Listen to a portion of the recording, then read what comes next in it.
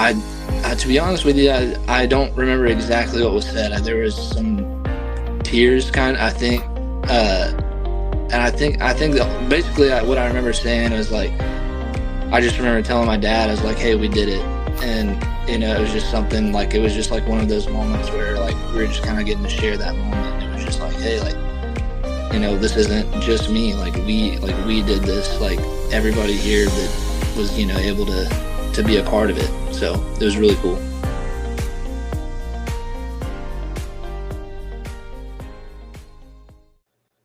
All right, guys, welcome back to another episode to the Show We Go Baseball podcast. We're dipping into the Red Sox today. We have a name that a lot of Red Sox fans are probably very familiar with, and if not, you've been under a rock lately.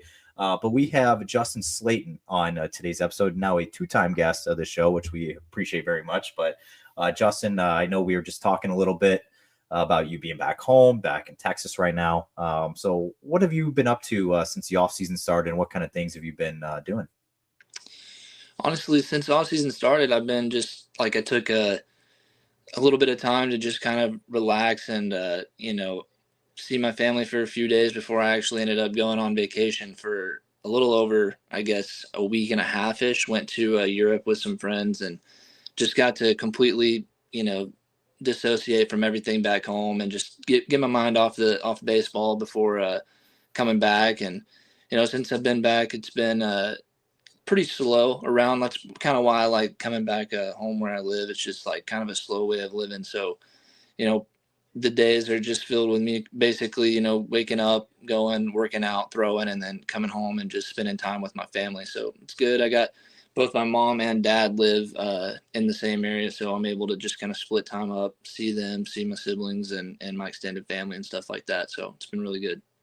Where in Europe were you? We went to Amsterdam for 4 days, Copenhagen for 4 days, and then we went to Madrid for 4 days. Oh wow! Like was this your first time in Europe? Yeah, my first time ever in Europe. It was amazing, and we had an awesome time. It was just really cool to get out there, see just like a bunch of really cool stuff. It's kind of the reason that we picked the places that we picked was because they just had like really cool stuff, is what we heard. At first, whenever Copenhagen had gotten thrown around, I was like, I've never really heard of people like talk about going to Copenhagen. And then after 4 days there, I was like, I wish that we were spending the rest of the trip here. And then when we got home, I was like, I would, next year, if we were to do the trip again, I obviously would want to go and see more places, but I would definitely be okay with if they were like, hey, let's throw Copenhagen back in there and make sure we stop there again. So that place was amazing. I had a buddy that studied abroad there for 3 months, and I remember him talking about there's like a bar where you were in. It was like everything was frozen, and they gave you like a special coat when you came in. Like what kind of cool stuff did you get into there? We went to I don't know if we heard about that one, but it might have been. There was one when we were in Amsterdam we heard of that was called the Ice Bar, and it's like literally like frozen. Like when you go inside, it's like ice, and we didn't go in there, but that would be something I guess that would have reminded me of that. But when we were in Copenhagen, we got to see some of like the coolest stuff. We like the first day we were there, we went to this place called the Rosenborg Castle, which is where a lot of the like royal family, I guess, like the first royal family that lived in Denmark stayed. And so it was built like in, I mean, gosh, like the 15 or 1600s. And it's pretty much the exact same building. They're doing some, I guess, some like not renovations, but like upkeep type stuff when we were in there, like making sure that stuff like stayed preserved. So a couple of the rooms were like a little bit like hard to get into and hard to see, but for the most part, we got to see like the entire thing. And I mean, it was like you're walking around the grounds, there's a moat outside, the guards are walking in, and then you go inside and you take this tour, and there's like 3 levels of this castle, and it's like you're going in all of these rooms, and they've got, I mean, there was like you could have done like this, an audio guide, I guess, if you wanted to listen to it, but they also gave you like a pamphlet when you went in that it was like, you walked in and you always walked in the same kind of like counterclockwise pattern through the rooms and then back to the stairs and then up the next level and then walk around, and the pamphlet kind of like turned as you went into each room, and then it would tell you like, hey, this is what's in this room. And so we went in the castle, got to tour all of that, Then we went outside, and then we went into the treasury, which is actually where the country keeps all of their crown jewels. And so we got to see like all of these like That's amazing, amazing artifacts, like these crowns. Like one of them I remember that like stuck out to me the most was this crown, and like on the top it had like three little like points that went off on like guess like opposite sides of the crown, and in each one was a jewel, and that these jewels apparently had been given to them from the people in Tasmania back like in the 1300s, Oh, were given wow. to the country because they were trying to marry off their daughter to the son of one of the people in Denmark. And I was like, that's crazy. This crown was built or made in like the 1400s. I mean, it was just unbelievable. But going like we went there, we went to a church that was pretty famous there, where you walk basically the spiral staircase to the very top outside. I got about halfway up and immediately turned around and went back. It was very terrifying. You're outside. I mean, you very easily could fall over. I was no back, thanks. me and one of the other guys I was with, we had our backs planted up against the center part of it, and we just like shimmied our way back down. It was crazy going up the stairs and stuff. It was, I mean, this was also built hundreds of years ago. So, I mean, I'm a pretty big guy, like 6'5", and then the other guy I was with 6'7", and we're trying to climb up these like little staircases, and it's like shoulders, like you're sliding through these walls, but people are also coming down as you're trying to go up. So you're having to step off to the side. It was cool to do one time, but if we were to go back, I would just like, we're not doing that again, not even close. But I mean, there's so many amazing things that we saw while we were there. I mean, it truly was just like one of the most beautiful places that I've ever seen in my life. It was amazing. Are you like big into history prior to this? Yeah. So that's I guess what part of me is like was super excited about is I am like, I wouldn't say a history nerd, but like stuff like that is very fascinating to me. It's like getting to go in these places and being like, holy crap, like so and so did this, and like, you know, and just trying to think like, man, 500 years ago they were coming through here wearing this, or like, you know, this is what they were using, like the swords that they had like displayed. Apparently, like we got to see all these swords, and they were like, could you imagine, like, how do you even fight with something like that? It looked like so big, and they were like, no, you don't. They didn't fight with these. These were like Rolexes in like the 1400s, where it was like they just wore these basically to like show their status of being like, look how big this sword is and how beautiful it is. And so I'm like, well, that's really cool. So stuff like that is very neat to me. It's always it's always fascinating too, by the way, with like when I think of history, and you know, when I'm not from Boston or the New England area, but the amount of history that was there and that we wanted to see when we moved there. And it was one of those things where it's like, yeah, this is like nothing compared to what Europe has to offer. And you know, they were doing, you know, there's so many things like dating back hundreds and hundreds of years ago, even thousands of years ago. And then here it's like a couple hundred.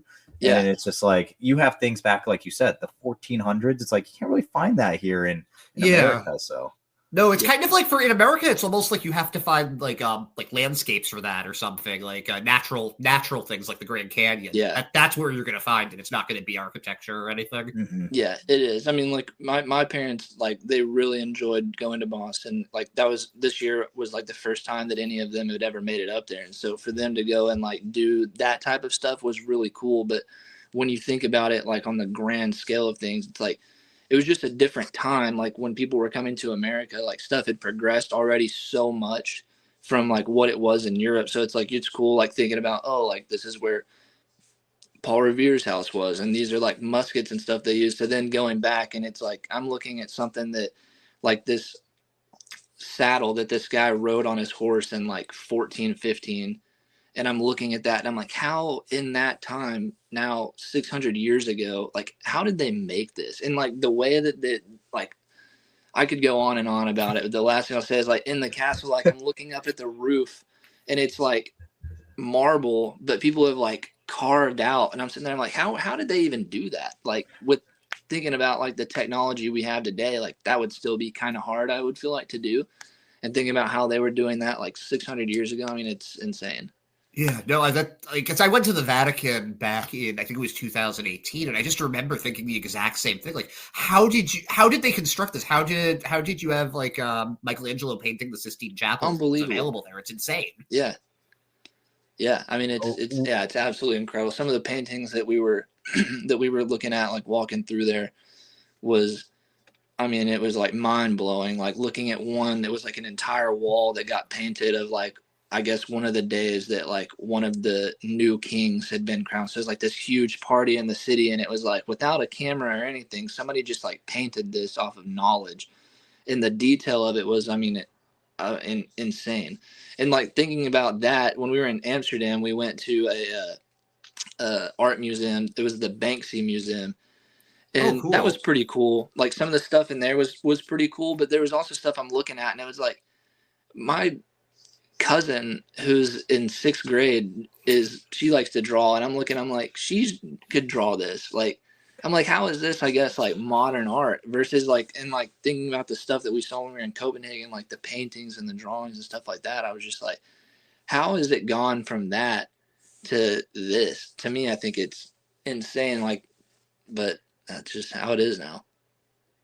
I feel like we could record an entire like hour with just talking about this kind of stuff. I know Ed's Yeah, fascinated by it. I'm fascinated by it. You are very passionate about it, which I very bad. absolutely love. But I We are know a baseball show. we Yeah. have to ask the boring questions too, though. That's fine. But I did enjoy that though. I feel like we could definitely have a part two. It's like where should we talk about next? Like what part of Yeah, history? Maybe that's something in the the works travel. down the. Yeah. Where I in the like world was this. Justin Slaten? Yeah. I kind of like that. I feel like maybe that's something you need to fire up in the where should we travel to next type thing. Yeah. But I wanted to ask you. I got a boring question here. It's not as fun as like traveling to Europe or any of the cool places you went, but you had a rookie season this past year that you spent the whole year in Boston, and you had a fantastic year. Can you just talk about a little bit of what it was like? Just starting off as a rookie this year and having the success that you had in Boston?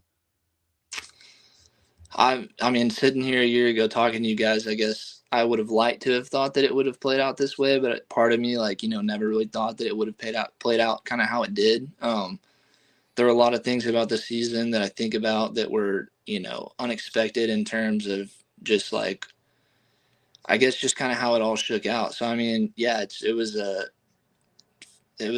an amazing season, obviously, for more than just like a performance aspect. I mean, to me, it was just the ability for me to make my debut, which is something that I'd chased for years and years and years. And to be quite honest with you, like if you're a guy that's being taken in the Rule 5, it's almost like you're kind of just searching for that chance, that opportunity. And so to kind of have that be like part of the background where it was like I wasn't like a super highly touted prospect that came through and like, worked my way up like some of these guys that you see these days, it was a little bit of a different path.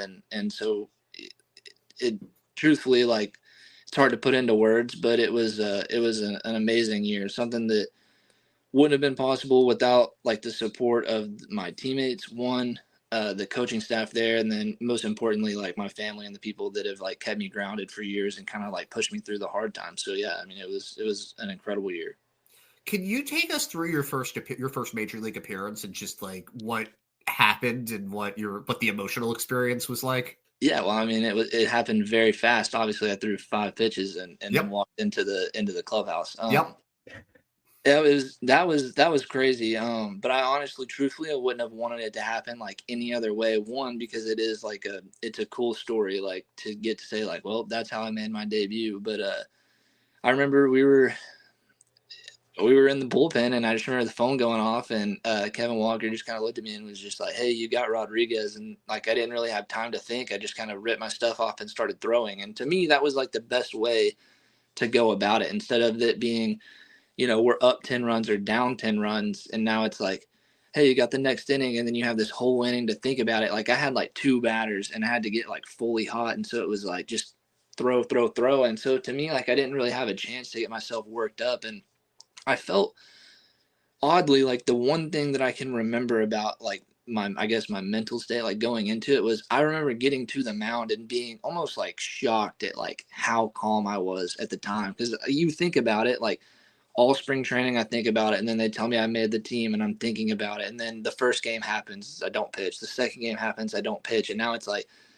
well, it's getting to a point where like you're gonna have to throw, like they're gonna have to put you in the game at some point. And then when I finally got out there, it was just like, all right, like you got to execute and make pitches here. And then I didn't and gave up the walk off. But it truthfully, like I remember like telling it to somebody in the clubhouse afterwards, was like, I don't think I've ever been like so happy to lose a game. Like, obviously I know that's probably not what like fans wanted to hear, but for me, it was just like an incredible moment. Like it was everything, not just like the year prior, but like the 2 years in the minor leagues I had that were like really bad. And then going back even to college when it was like at my sophomore year was really bad. And it's like, you just start putting all of those things into perspective. And it was just like all of it, from the time that I can first remember stepping on a baseball field, like you start to remember like all these moments that got lost in the middle that like led you to that point. And, that to be able to, one, like have that moment, and then two, like afterwards to see my dad like on the field after the game was like, that was one of the best moments of my entire life. It truly was. Like it's something that like I will never forget, like what I was feeling, where I was standing, what I was seeing, like all of that encapsulated in that moment. Obviously, even though I lost the game for us, but it was still just like, I mean, it was like just a very surreal experience. What did your dad say to you? I to be honest with you, I don't remember exactly what was said. There was some tears, kind of, I think, and I think that basically what I remember saying was like, I just remember telling my dad, I was like, "Hey, we did it," and it was just something like, it was just like one of those moments where like we were just kind of getting to share that moment, and it was just like, hey, like, this isn't just me. Like we did this. Like everybody here that was, able to be a part of it. So it was really cool. Did you still have that calmness the next time you came out into a game? The next day I was a little bit more nervous, than I was the night before, to be honest with you.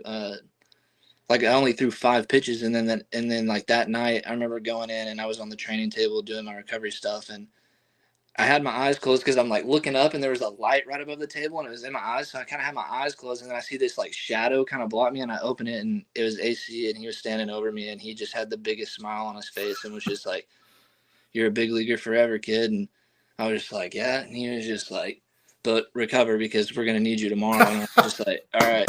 And then like the next day I remember like just talking to Bales, and he was just like, "Yeah, you good to go?" And I was like, "Yeah, I feel good." Like, I only threw 5 pitches, and he was like, "All right, like we'll try and get you back in there today." And then sure enough, I get back in there. First time ever throwing back to back in my life is my first 2 appearances in the big leagues. Yeah. So, yeah, it was crazy. And I definitely was a lot more nervous that second outing than I was the first one, which is wild given the situation. How was you bring up Andrew Bailey this year, and obviously it's your first ever major league pitching coach that you've had, being in the majors, but what kind of presence was he for you this year? I think that having a guy like him, not only like in the dugout and like kind of like in the day-to-day stuff like pitching, but just having like a personality like his in the clubhouse made a huge difference. Because like if you listen to him talk and listen to him like speak about like pitching and baseball and stuff, he's like super, super passionate, but he also is like, he has this ability to kind of like connect, or like make at least like the attempt to like connect and like get to know you like kind of more on like a personal level. And so for me, right away, like in spring training, it felt like, he was trying to not like tell me what I need to do. Like, this is what you got to do to make the team. It was like, I'm going to help you make this team. Like, and it's not that he like said that directly. It's just like the feeling that you get. And so to have like a guy like that, that's like, I guess I would say like in the trenches, is kind of something that like the feeling that you get with him. And so it was great. Like whenever I would have an outing where was maybe like a little bit shaky, like throwing strikes or whatnot, like, immediately upon coming in, like, he's like the first person to kind of come up to you and just be like, not say like, hey, like, it's all right, like, you'll get him next time. He just comes up to you and he's like, what were you feeling out there? And just like gives you a moment where it's like, for me, it's important because it's like, that's like, let me just decompress and be like, this is what I'm feeling like. Hey, like, I couldn't throw my cutter for a strike today. Like, everything was going arm side. And when I tried to make the adjustment, I was pulling it. And then he pulls up the iPad and he's like, okay, like, which ones are you talking about specifically? And I'm like, this one, this one, this one. And he's just like, all right, like, we'll get it fixed up. And then like the next day is like, hey, this is what we saw. And it's just like the constant like feedback of being like, hey, like, this is what we see, this is what we think we can fix. And I remember a stretch kind of like in the middle of the season where it was like, or not middle of the season, like the beginning of the season, kind of middle part of the first half. And I was really struggling with like just like my feel on the mound, where it was like I would have, even like in a good outing, I was just like, man, like something just feels like kind of off right now and I don't know what it is. And for him to just kind of like keep like pushing, like, hey, like, this is what we think it is, like, we'll find it, and then finally like one day something clicks, and then we kind of continue to go with that. And when that thing clicked, it was like the drills that we used to fix it, I guess, per se. Like, he was just like, the rest of the season was like, how we feeling about this? We still staying on this. So like, not like pushing you to like, to the sense where it's like, the season is long and it's grueling and you got to do what you got to do to get through the season, but almost like just like keeping you accountable of like staying on top of that stuff. So I thought that he did great things, not only for me, but I feel like the entire staff as well. So, I mean, it's just like, it couldn't have had obviously like a better person. Like, they're helping me kind of get through my first year. Was there anything new that they taught you, or that they wanted, like they suggested that you do more of, that made a big difference this season? Because this is your first time working with any of these guys. You're new entirely to the organization. Not entirely, to be honest with you. I mean, they told me a year ago when they took me in the Rule 5 draft, they were like, we didn't take you as a project. We took you because we think that you're someone that could come in and contribute. Like, obviously we want to try and like fine tune a little bit of stuff. But the biggest thing for me was like going into spring training last year and just proving that I could throw all of my pitches in the zone for strikes. And, I feel like I did a good job of that during the spring last year when I was throwing. And so for during the season, it was just like, how do we keep this consistent? How do we keep this rolling? And so throughout the year, yeah, there were times where it was like we were falling into trends or like certain tendencies where it was like, hey, let's try and maybe start throwing this pitch a little bit more. Maybe we can pull off of this pitch a little bit more. And then like, as we got towards the end of the season, it was like, hey, like, we've been having a lot of really good success with the curveball this year, which was a pitch that I really didn't throw a whole lot in my entire career. And now it's become a pitch that, I feel extremely confident with throwing. And like, that wouldn't be possible without them, like, kind of like pushing that. So it wasn't more or less like like mechanical stuff that they had me doing when I came in. It was just like, how do we, one, get everything in the strike zone, and then how do we keep it there? And so those were like the biggest, I would say, two focuses for me throughout spring training last year and then throughout the entire season. I did have a question about the IL stint that you had. And, obviously you missed about a month of time and you were in a very good stretch before you landed on the IL. So what was that like, I guess, trying to get back? Obviously once you landed on the IL, I'm sure it was kind of a blow for you. You were kind of a little upset about that, but, trying to get mentally ready once you were coming back to get back into the flow of things after sitting out for a month. Mm-hmm. It was tough. I mean, it was the hardest part about it, I guess, initially going on there was that I didn't think that I needed to. And so I was pretty upset about that. It was something where, I guess, kind of given the situation that we were in, where the All-Star break was coming up, it was that A's series right before. So we were playing the A's and then the Royals at home. And it was that A's series where I was I'd been feeling stuff a little bit before that, but I had been kind of like, okay, like I can get through or really just like the two series before that. And then by the time we got to the A's series, it had become something where I was like, okay, I'm not just feeling a little bit of something, like a little bit of extra soreness, like something's actually there. And it was, the training staff and I kind of made the mutual decision of like, look, there's no need to push it right now. We can, put you on the IL. Then we have all of the All-Star break to get through it. And then we come back, we get, through it and we're fine. Because truthfully, like all the tests and stuff that we were doing, it wasn't showing like to be anything major. So we weren't concerned at all. And I was truthfully like a little bit upset to be going on the IL at the time because I was like, man, just like let me like give me like a couple of days and then like it'll just get through there. Like just like I can pitch if we need to, but like let's just try and give it a couple of days. And they're like, I think that this is the smartest thing. Like let's just go on the IL, let's attack this, and then 15 days we're back. And so then obviously it took a lot longer than the 15 days, and it wasn't until like I went into the All-Star break where it was like, hey, we're going to take 2 days. Like, don't come into the facility. Like, just let it rest. Like, we're not even going to touch it. And in those 2 days, like, of not throwing, not lifting, not doing anything at the field, it actually, like, at times felt a little bit worse. And then the day where I came back in to kind of do some treatment and play catch, it was still there. And then the next day was kind of like the day that we were leaving to go to Los Angeles. They were like, we're going to keep you back.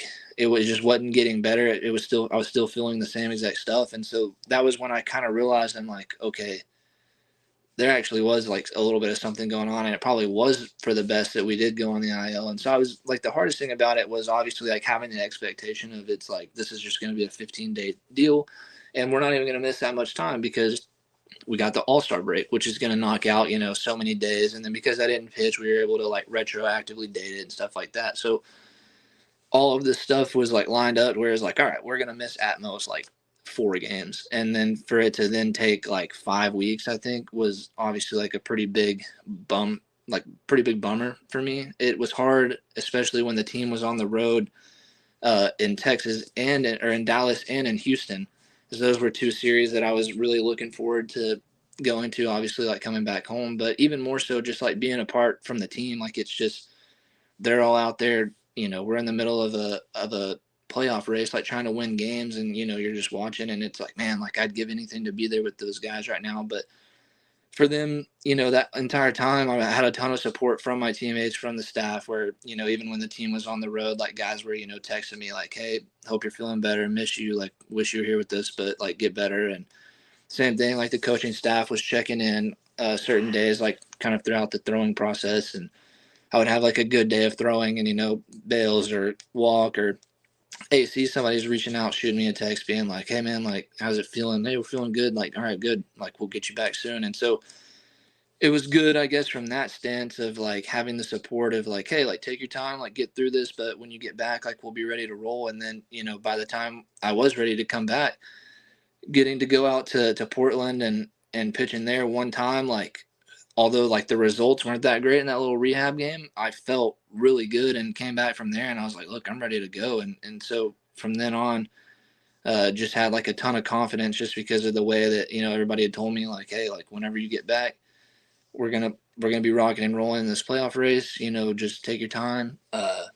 So yeah, I mean, it was obviously very hard to go on the IL and miss a lot more time than you anticipate. But I think that, and in the grand scheme of things, like looking at the long-term aspect of my career, it was probably the best thing to do because there was just no sense in pushing something that was pretty real. So yeah, that's kind of how that whole process shook out.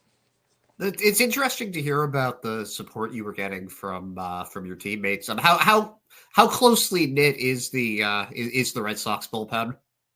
That's truthfully like one of the more like tight knit units that I've ever been a part of, and I'd only been in the bullpen for a couple of years, just in general. When you're in the bullpen in the minor leagues, obviously it's like a 15-man crew, and you're going out there, and it's pretty much know what days you're throwing, and nobody's ever really taxed. And then for my first year in Boston, getting to know like you're trying to establish yourself on a big league roster. 2, trying to make new friends and generate these relationships. And 3, like you're doing it in a group that is so tight knit and so like just about each other. It was a little bit tough at first just because it's like some of these guys had relationships with each other. But I mean, after about a month of pitching and truthfully like pitching like pretty well, I think those guys that were there, like I was able to gain like almost like a little bit of respect. Not that I didn't have it before, but people were like, all right, like this, he's for real. Like, he's here to stay. And so I was able to kind of like build these good relationships with these guys. And I think the biggest part about the bullpen last year was having the guy that's like the old guy that kind of has the experience and kind of has the ability to like, one, like keep it lighthearted, but also like show you the way to do things. And to me, like that was Chris Martin. I mean, he was like, in all of my years of baseball, I think like I just like getting some of the most beneficial stuff that I've gotten was just like from watching him and being around him, and like, one, learning how to pitch, how to handle like the big moments, the pressure and this and that, but two, like how to be a teammate and how to be like a leader without really trying to be a leader. Like, I mean, you ask anybody like, hey, like, do you think that Chris Martin like wants to, be a captain on this team? Like, the answer is going to be no. And he would tell you no. But I would argue that he had some of like the most like influence in the locker room, just because of the respect that people had for him, but also the respect that he had for other people. So, I mean, having a guy like him that it just kind of like kept everything together. I mean, he was the glue. And when we didn't have him, things were kind of tough, because it's just like you're missing like this presence that you have in the bullpen, where it's like just kind of like, in a way, like the dad, we would kind of call him at times, like the dad of the bullpen, where it was like just able to like keep everybody together, being on the road. Like, we had a bullpen group text, and it was just every time we're on the road, it's like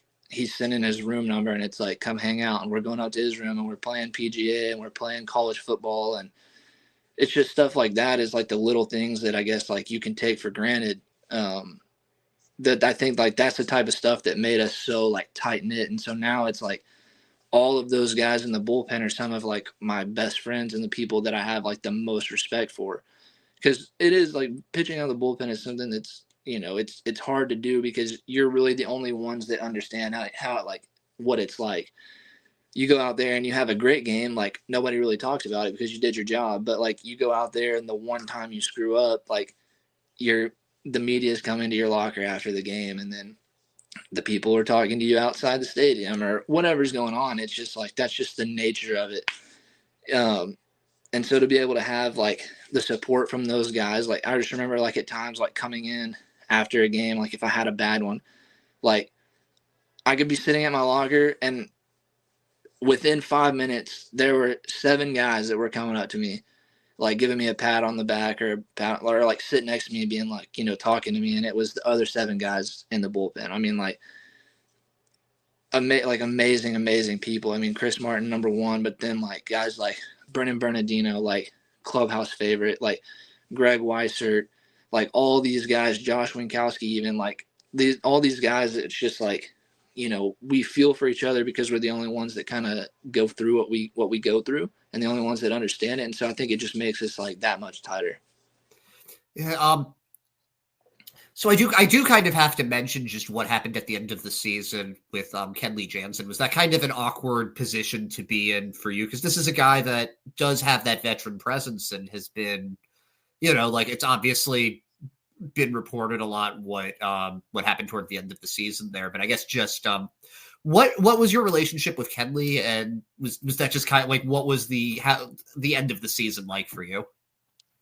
My relationship with Kenley was fine. I mean, I'd say that he kind of had the same relationship with everybody. It was just like, he's going to be there if you need him to be there. But obviously, like, he's at a point in his career where he's done so much. Like, he doesn't have to try and demand the respect or have to try and do this. Like, you just respect him for what he's done. And so he was like, when you talk about like one of those guys where it's like, he didn't talk or say a whole lot, but when he did, you listened because of the experience that he had. And the stuff at the end of the season, I think it's just kind of like, I don't really know how to put it. I guess I would say it was just kind of like, it happened how it happened.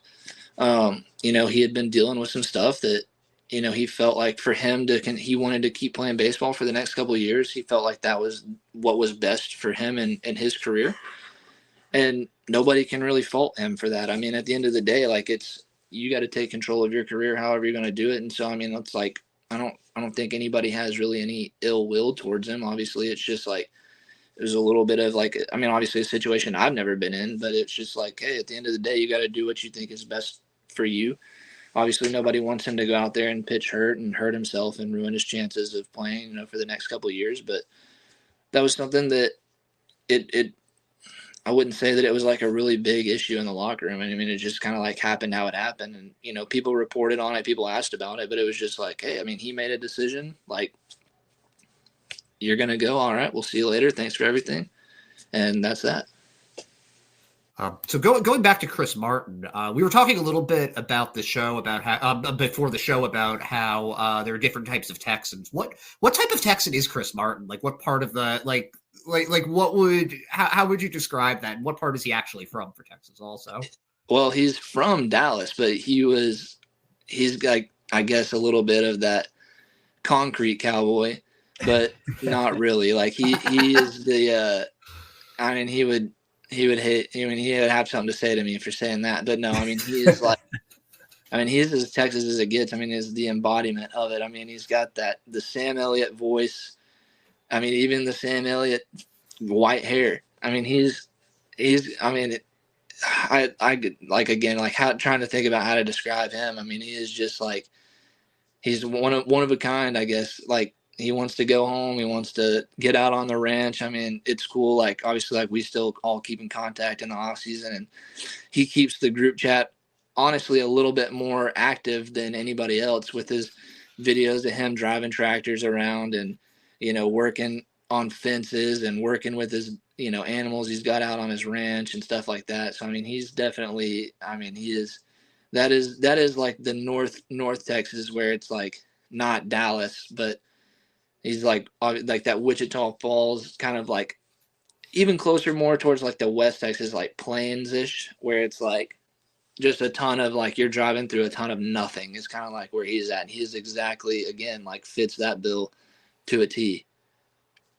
Yeah, I don't know. I feel like this opened up a whole nother can. I gotta text Suge after this and ask what kind of Texan he is and see what he says to me, and maybe I'll ask what kind of Texan Slaten is. I'm gonna see what he says. But yeah, it's a whole new world for me with the Texas stuff here. I'm just imagining Chris Martin with like a Sam Elliott mustache now. Yeah, when he gets through a couple more years of playing, or however long he plays for, you give him 6 months max. After that season, whenever it's all done, and he might be doing cameos as him. So 6'7" Sam Elliott. Yeah. Well, I have one more question regarding just, like, I guess Boston, and I guess that thing, and then I have a couple like off the field things too. But okay. You preluded to this earlier as well, in regards to just with media talking to you. If you had a bad game, you might hear about it. People might say stuff to you outside the stadium or whatever it is. It's not a secret that Boston is, like, not an easy place to play sometimes, and especially if you do have the bad games, you hear about it. And I have a two-parter for you. So I know that you're decently on social media. I would say, like, you use your Twitter and your Instagram and things like that. And you even roasted me during the season about Zaxby. So I do remember that, by the way. And I know you remember that too. So I got called out for that by you. That was impressive. Yep. So I didn't know you were lurking in the shadows out there, but so you're on social media a little bit during the season and everything. So how hard was it to kind of disassociate sometimes? Like, say you did have a bad game and maybe you had, like, people, saying stuff about you online or whatever it was. Like, how hard was that to kind of disassociate with all that and just be like, you know what, it's okay. It comes with the territory.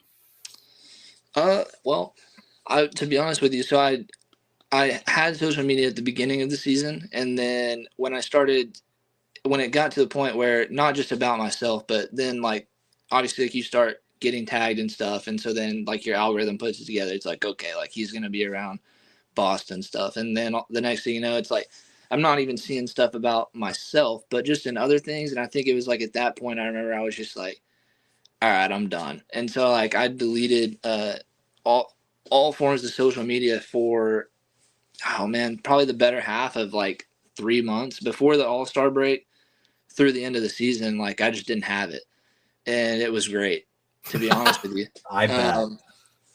It was great. It was like some advice, like some people talk about it, like, hey, like, you don't need to look at this stuff. Like, it's not going to do anything for you, whether they're saying good things about you or bad things about you. Like, it's not going to help. And I fully believe that. I mean, it's something like when the season was over, I still didn't even want to, like, I just didn't even want to use it, for, even like a little bit after the season. And so now it's like you're back on it like a little bit, but like sparingly. It'll definitely be something that, like when the spring training comes around again, like, all right, like it's done. Like things were going really good whenever we didn't have it. And so like, it's just hard. Like I believe that it was Chris Martin who said, like, it's no matter what they're saying, if they're saying good things about you or bad things about you, like it's not going to do anything to help you.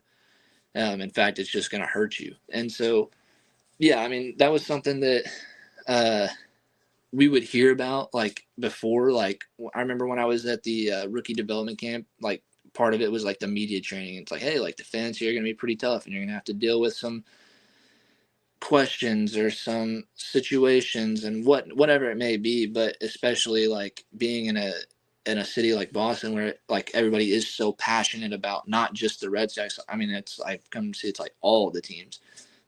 But to me, like that's great.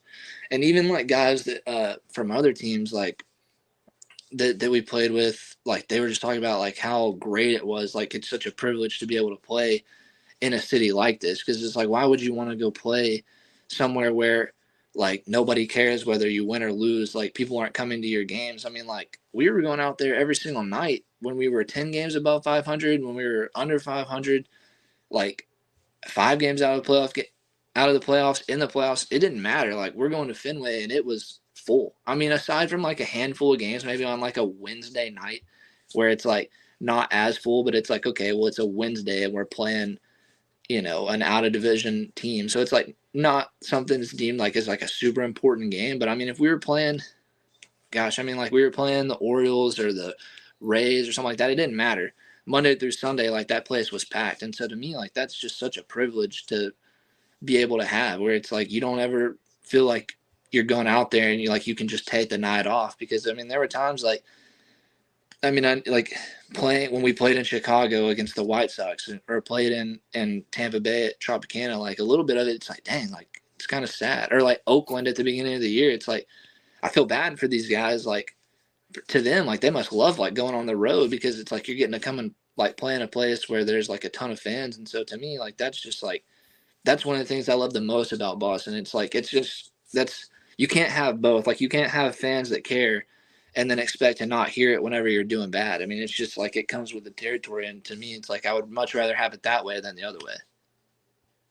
Yeah, I was so curious too, just like with with you being a rookie and brand new to the org too. It's like one of those things where it's like I know a lot of the guys that get up to Worcester and AAA there, and they're kind of like, okay, like we know what to expect. We've been in the organization for a bit, but for you, being brand new to the org and then brand new to Boston, I will say, and I think in Red Sox fans' defense, I don't think I've seen another guy that was a rookie get as much love and support as I've seen you get on social media. So take that for what it's worth. But I don't really see that many people, even on my feed, I don't think I've seen anything negative at all.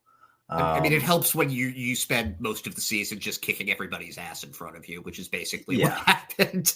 Like, but I do get what you're saying though, Justin, where it's like, even if it's not about you, like it could be about the guy sitting next to you in the locker room. And it's like, obviously, when I'm scrolling through Twitter sometimes, like, I'm seeing some guys be put down pretty harsh, and it's just like, sheesh, I don't really want to see that either. And I'm not even the guy like playing with that guy. You know what I'm saying? So I totally understand like, where you're coming from, where it's like, even if it's not about you, it's still like, it doesn't really help anything. So yeah, no, not at all. I mean, yeah, it is like, as much as it, there were times like like when I was on social media, I was tagged in like some things or like sent stuff, DMs, whatever it was, that was stuff that was like, this, there's not a place for this in my life. There shouldn't really be a place for it in sports. There shouldn't be a place for some of the stuff that I saw, like even just like in the world. Like if we're being honest, some of the stuff that I was sent was like very harsh and borderline like scary.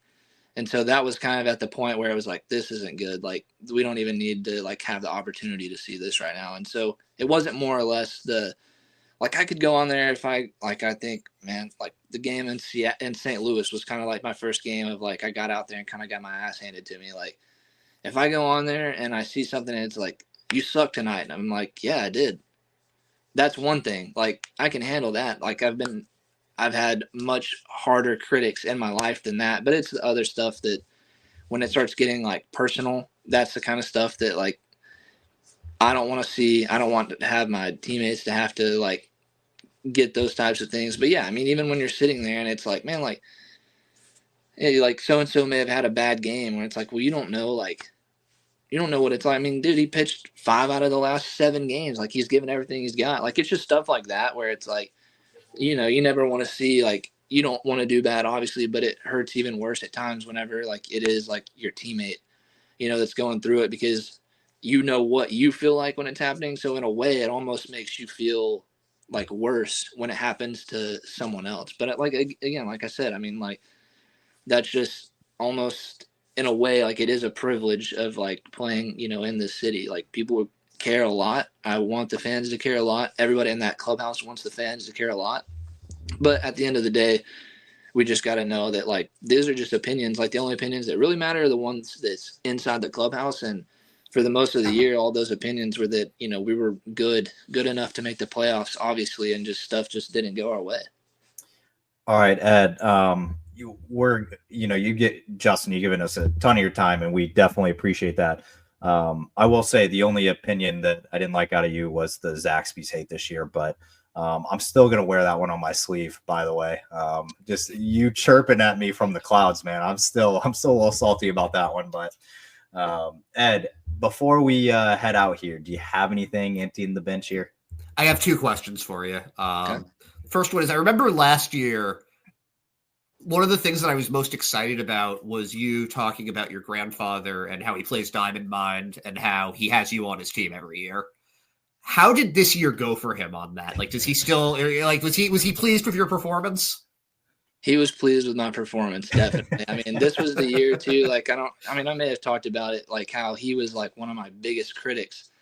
And this year he wasn't very critical of me because he just kind of would sit there and say, "Is like, well, I've like talking to him after the season. It was more like he would just say, is like, I've been harsh on you your entire life, but now it's like you've made it to a point where there's nothing that I can say that you don't already know." And so it's funny that you bring that up. I'm actually leaving tomorrow, going out of town tomorrow afternoon to go and spend the weekend with them and get to just see them a little bit right before the holidays. And so that's something that I'm sure it will be an extensive conversation. When I get to his house, he'll have his computer set up and he'll probably be on the game and he'll run me through, like, this is what I did, 30 simulations.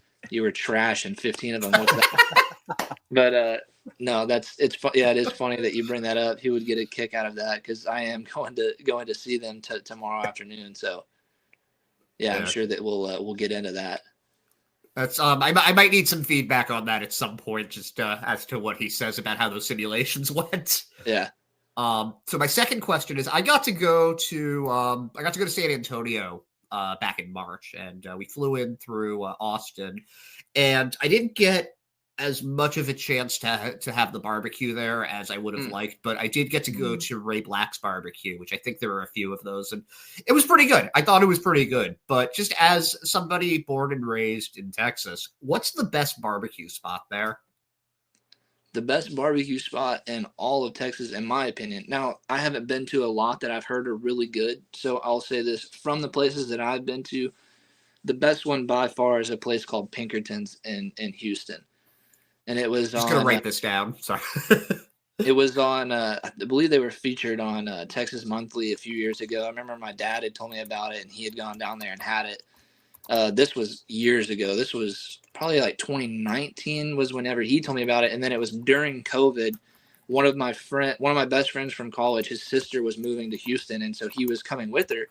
And I was like, oh, I'm not really doing anything. It's the middle of COVID. Let me drive down there, and we'll go to this barbecue place. He loves barbecue too. And we went there, and I'm telling you, it was like, you have to order it.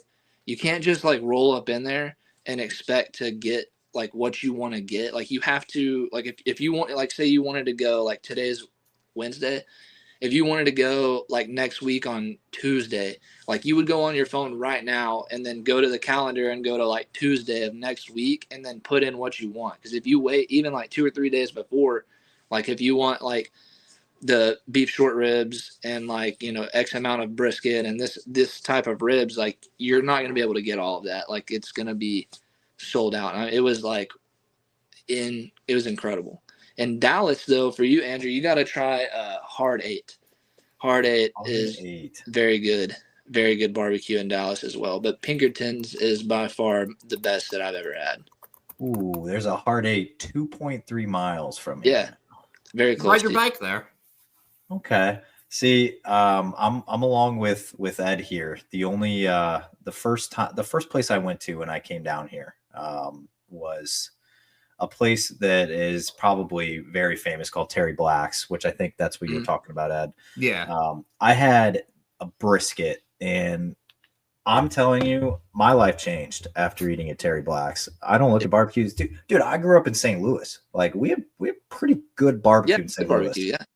Dude, that Texas brisket changed my life forever. Like I will never have anything that tasted as good as that moment when I had it for the very first time. Incredible. It's freaking incredible, man. It's good. You definitely got to go try out Hard Eight. It's like pit style too. So it's like you walk up, when you get there, like you're going to walk through, 2.8 miles away. So the one I'm thinking of is probably the one that's in Plano.